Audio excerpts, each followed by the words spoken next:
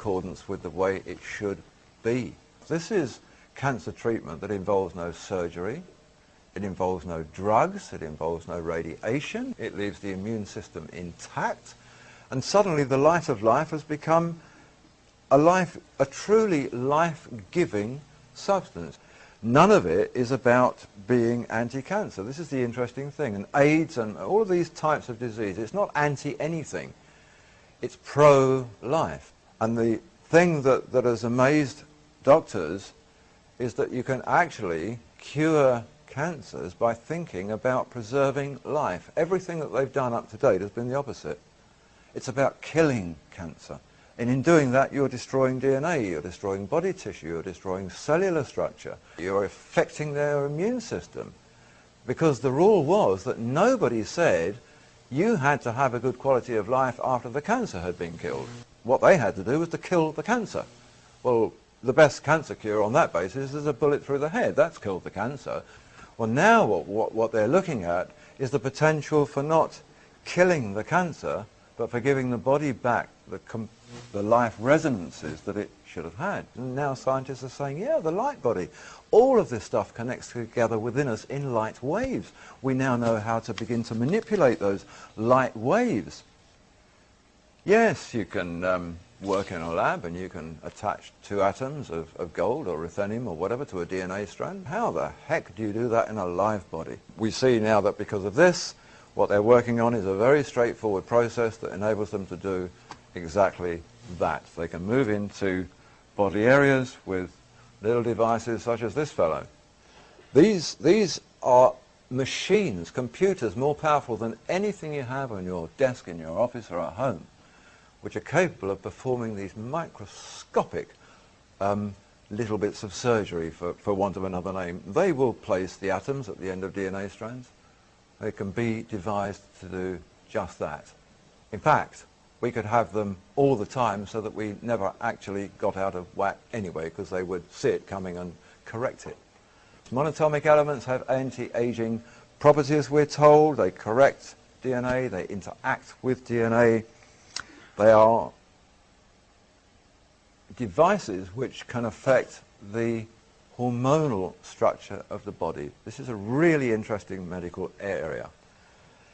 Each of the original metals seems to have a relationship to one or the other of the glands in our endocrinal system.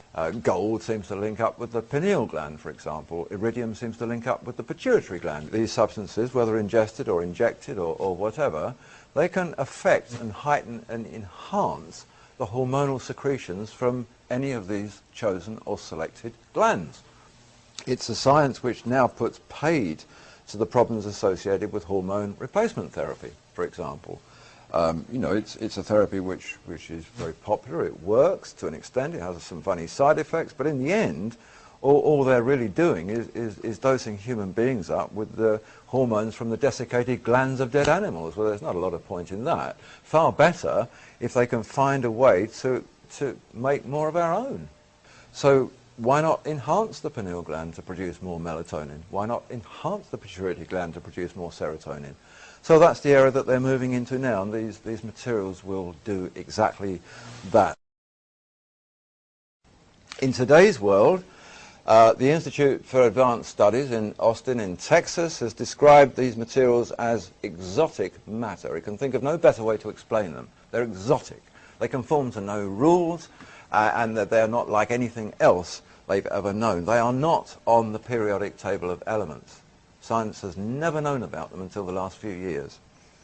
The Center for Advanced Study in Illinois classifies superconductivity, which is one of their main attributes, as the most remarkable property in the universe.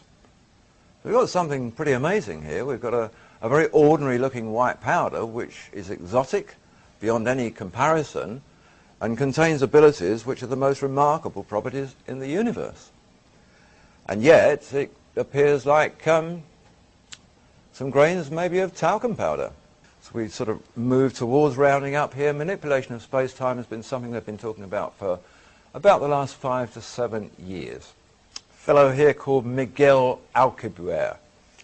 He's a Mexican mathematical scientist involved with the Max Planck Institute in Germany, was working at the time in 1994 for the University of Wales over in Britain.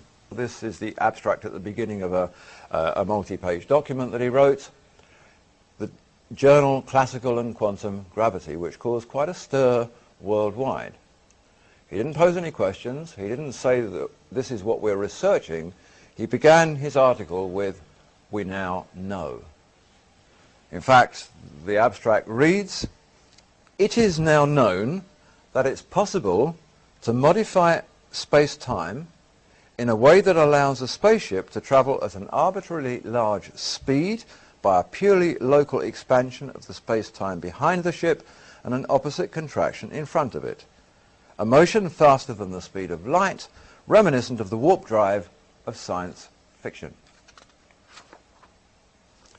Well, we're back to the sort of questions that we have with the DNA and the strands. How do we solve our space travel problems?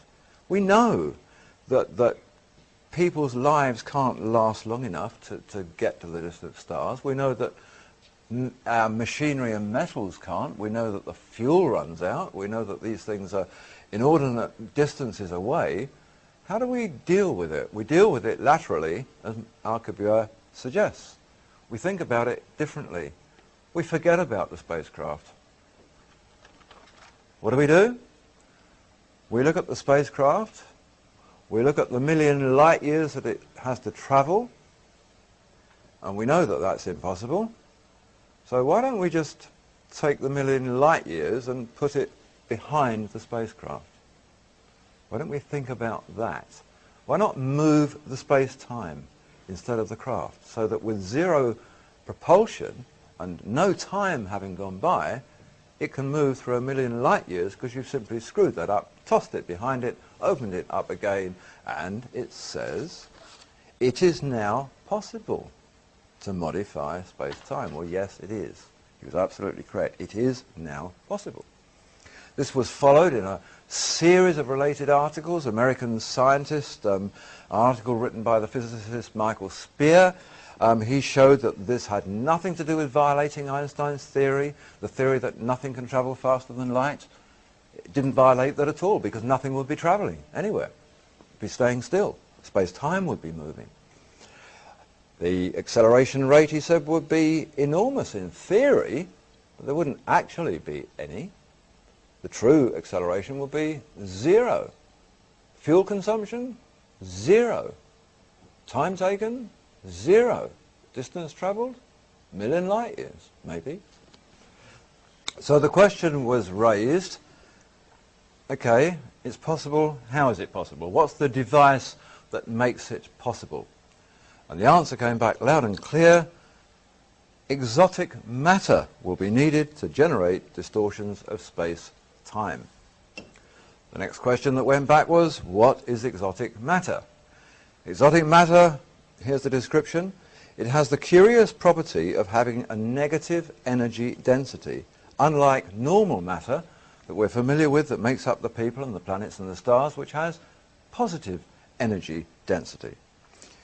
The necessary exotic device is an operative superconductor. And in fact, the list of what exotic matter is the same list of every attribute that applied from the research tests on monatomic superconductive elements. They're the only substance ever to have been classified as exotic matter.